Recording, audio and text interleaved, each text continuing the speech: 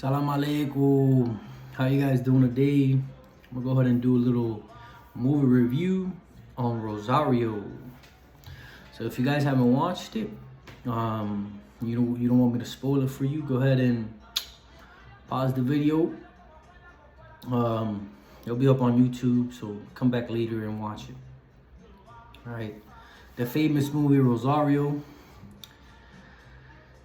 that many people in the community are watching, portraying in Malone or Palo Mayombe. So I finally got to see it. I'm gonna go ahead and do a little movie review. Out of 10, the rating, I give it a 3 to a 4. Sustains. It had good actors. They did a pretty good job.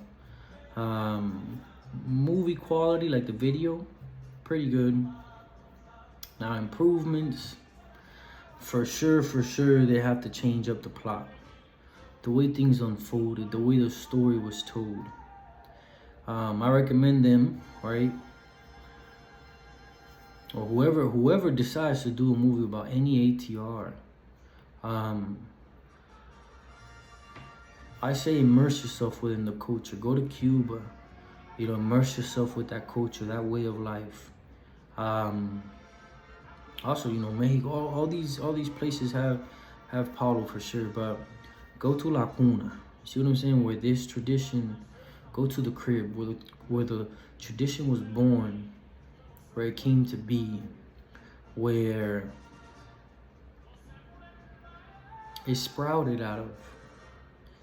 Learn the history of it. And then, put it within the movie, because I know that they didn't immerse themselves heavily within the tradition, due to the fact that the grandmother, who's a Yaya Nganga, it doesn't say how she became a Yaya Nganga. It doesn't speak about godparents, god siblings, her community, her family, who gave her those potestades of having those inquisis. So, that already is bad off the bat. That's bad. Right? If you speak to 1, 2, 3 priests, right, the tradition, 1 or 2, 3 priests don't have it. It's scattered around everybody, because there's a whole lot of diversity. There are certain concepts, certain rules that are across all lineages for sure. But for you to truly get in depth within the tradition, you got to speak to multiple priests. I do applaud that you did a movie where those people did hard work. Their hard work, they made a movie about Nkisi Malungu, a horror movie. And that's also somewhat hard to do, to bring something new to the scenes. But I do recommend that, right? Immerse yourself within the culture. If they would immerse themselves with the culture, they would have understood certain things. And one was that, hey, we have to speak about the old lady and how she has this power. Because the movie first started off with the little girl on her birthday, the grandmother trying to keep her away from the room or whatever. Then it fast forwards, shoots you out to the future. This woman now, the little girl's now a woman, very successful. Her grandmother dies. She gets the phone call on the subway. She sees somewhat of a ghost there. Makes it to the apartment, and then a snowstorm hits. She sees the dead body there, and a Fitma, which is the Tikenga.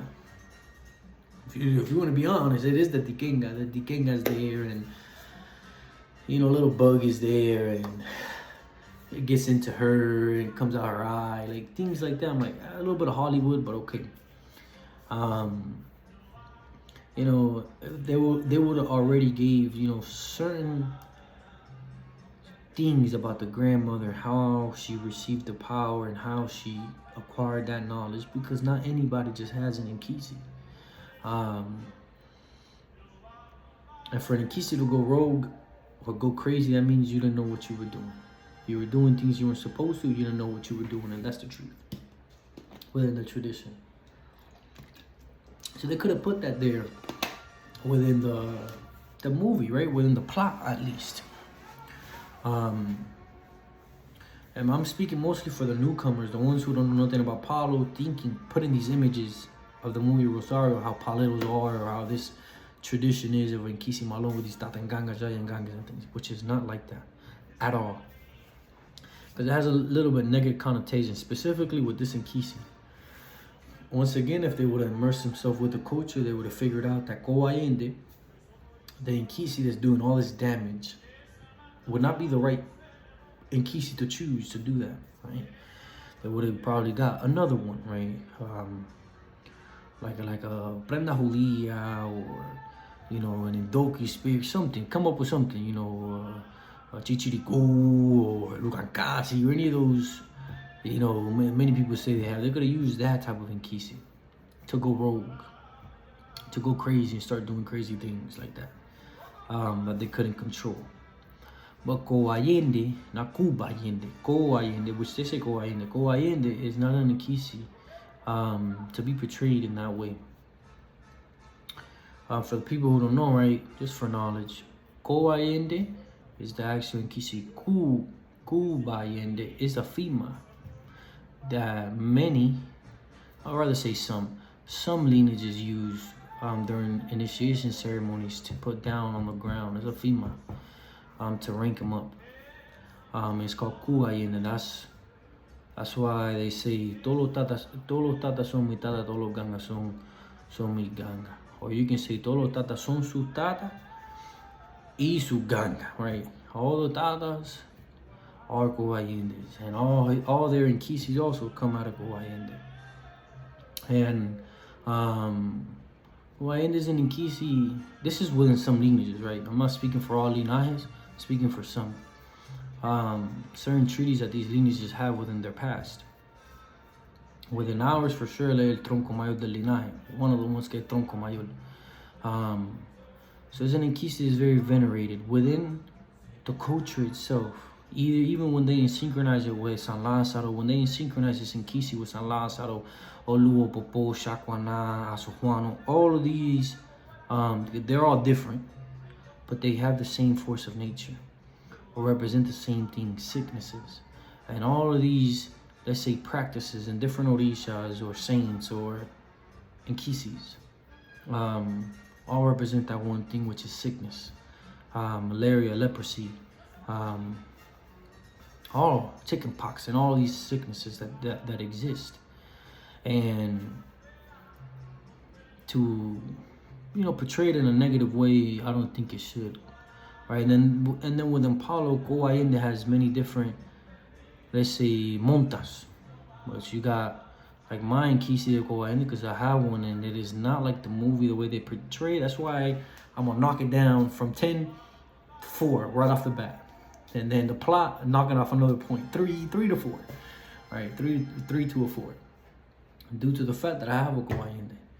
And the Nkisi, el gran maestro Koayende Jatrasuelo, or that's my Nkisi. And it is nothing like how they portray it in the movie. It is very serious. It's a very serious Nkisi that I, let's say, don't toy around at all with. When I approach that Nkisi, when I do medicine with that Nkisi, I make sure I'm very respectful, and I do things correctly, triple check everything. One, it's not just the Nkisi itself, it's the Mfumbe, the spirit that's in there. That is nothing to be torn around with. And anybody who knows a little bit about Koayende knows that he holds all the sicknesses, like I was saying. And you have to be careful. Putting your hands, touching them, doing this, doing that. And the way that you treat it, because it can disperse sickness all over your house and to everybody. So it's an Nkisi that is very serious and very venerated, very respected. Or anything that represents something of its kind, right? Because if I see San Lázaro, I'm going on the ground the same way I do for my Koayende, or Sojuano, Lupopo, Shaquana, whichever of these forces, because we know it represents big time epidemics, sicknesses. And obviously we had COVID-19 not too long ago, and it was something very serious. Imagine something like Ebola, or the Black Plague, and these type of sicknesses or microbacteria, and it holds all of these things within it. If I was going to, let's say, represent Coainde in Hollywood, I would represent it kind of like, there's a movie, I think it's called The Green Book. No, The Green Mile. The Green Mile. And it's this African American, I think this is like in the 1950s, 1960s, somewhere in the boondocks or somewhere, I don't know, in a hillbilly town, far rural. He gets incarcerated, convicted on a capital murder of two little girls. Obviously wrongly. It was their father who killed those girls, and he was trying to save them. And he went to jail for it because he was black, or he was African American. That's the right word. They put him in jail, and as good actors in that movie too. He has this power given by God, which he can consume all ailments, and he breathes out all the bugs. That's Coainde. That's what he does. Ratrazuelo for sure does that. And I have the privilege from a young boy to witness that spirit come down and heal people. So the way they're portraying it in the movie is not so much in a positive light, which if they would have immersed themselves within the culture a lot more, I'm pretty sure they did, but way more, they would have realized that Coainde is not the Nkisi to do that. There's nothing why we want to put under that story plot. Can it for sure cause epidemics, ailments, and all that? Yeah. If it's not, let's say, interacted with in a positive light. Si lo puya, si esto, lo otro. It is an Nkisi that does not play when it comes to those things. Es por la línea, how they say. But outside of that, it's very beautiful. It is used to heal children, to heal the elderly, heal people, cancers and tumors, and all ailments, malaria, HIV, sicknesses, everything. It's very powerful in Kishi when it comes to life and death. And there's different types of them, like I was saying. Coainde Ratrazuelo, Taluleno, Patayaga, Tatafunde. Some people say Mfumbe, but as far as Tatamfumbe, Tatafunde, they have quite a few different Coaindes, and there's 7 of them. They're different levels. Same for La Centella, Maria Calavela, all these different types of Nkisis or Montas that you can have with certain powers that they have. But at the end of the day, the spirit is there. And they portrayed Coainde in a very negative way, which, once again, if they would immerse themselves within the tradition in a whole, somebody would say, why are you using Coainde? Just use, una prenda judía. ¿Tú me entiendes? Infierno negro, something like that. Or make up a name and make up a pie or whatever and make that stuff up. But they decided, to use Coainde, which that took a whole lot of points down, in my opinion.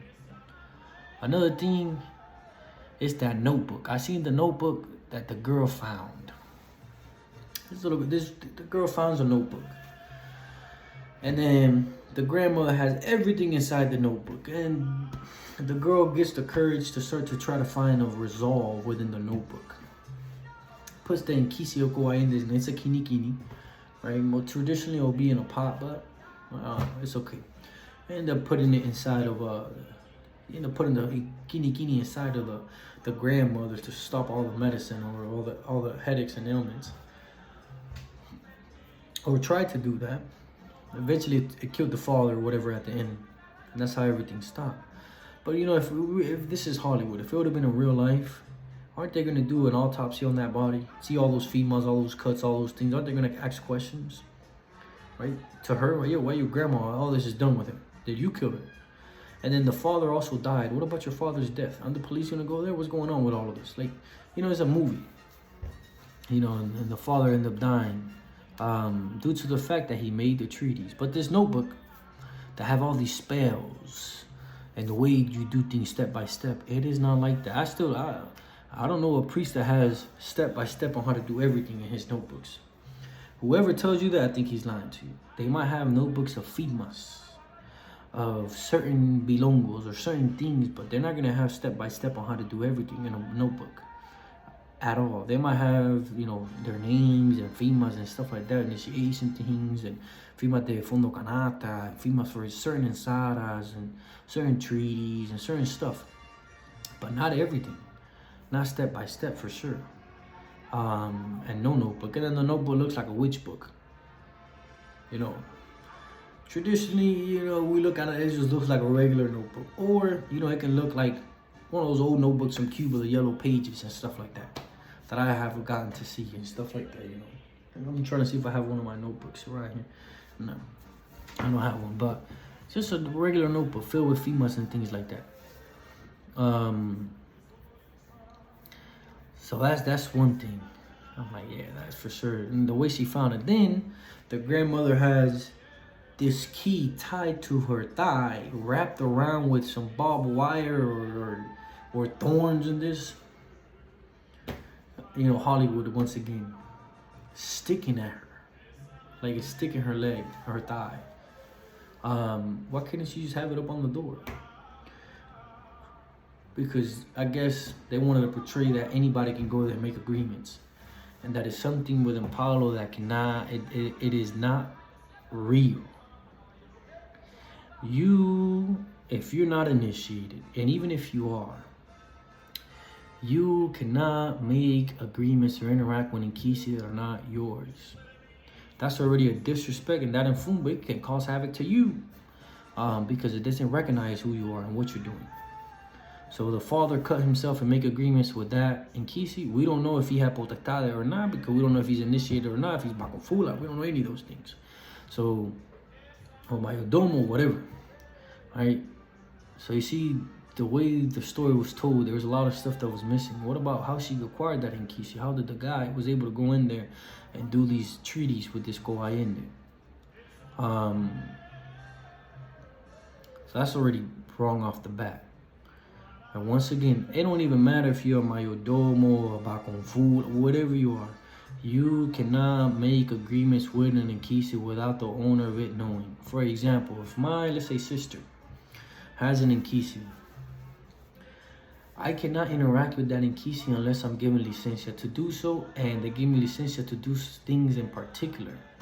And I can never take that infumbe or spirit away from her or any of those things at the end of the day, and that's the truth. Unless there's certain occasions, you know, like death or this or that, that she passes away of old age, or she don't want to take care of it any longer and she wants to give it a meaning. It just doesn't happen. There's rituals and a bunch of things that go into play. Everybody knows that within Palo. You know, you cannot just go in there and grab somebody in Fumba and it's yours. It does not work like that. So on the treaties. And to touch an Inkisi that's not yours, that's already risky. Very, very risky. And then to think that you can manipulate it, something that is not yours, that wasn't given to you with potestad.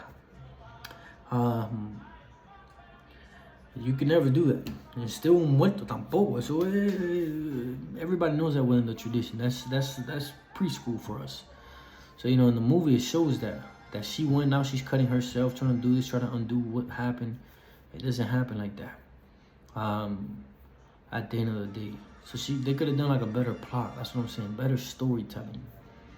The only way they would have known if they would have immersed themselves within the culture. And it was okay. It was okay. 3 to 4, between 3 and 4. You know, but just for the newcomers that seen the movie and now are researching about Palo, you know, that's Hollywood. That's what Hollywood does, right? Now, if by any chance anybody wants to make a movie within any of the ATRs, please contact as many priests as you can. Please go immerse yourself within the culture itself within Cuba, and understand the history. Look up anthropologists. So get in touch with the anthropologists. So at the end of the day, they can orientate you very well on what you should do, what you should not do. And if you can't get initiated, also if you have path and learn, so you can kind of orientate and put that in a screen, because the tradition is not bad at all. It is for healing and growth. It is nature itself, and nature can be very cutthroat, or it can be very nurturing at the end of the day, and that is in Kisimalongo or Palo Mayombe. It can be very serious, which it is, but it can be very helpful and empowering at the end of the day. So I'll go ahead and leave you guys with and singa dikanda ninga katubukako. Always uphold our traditions by making the right decisions for our tradition. Salam alaikum, alaikum salam. Like, share, and subscribe, and I'll see you guys soon.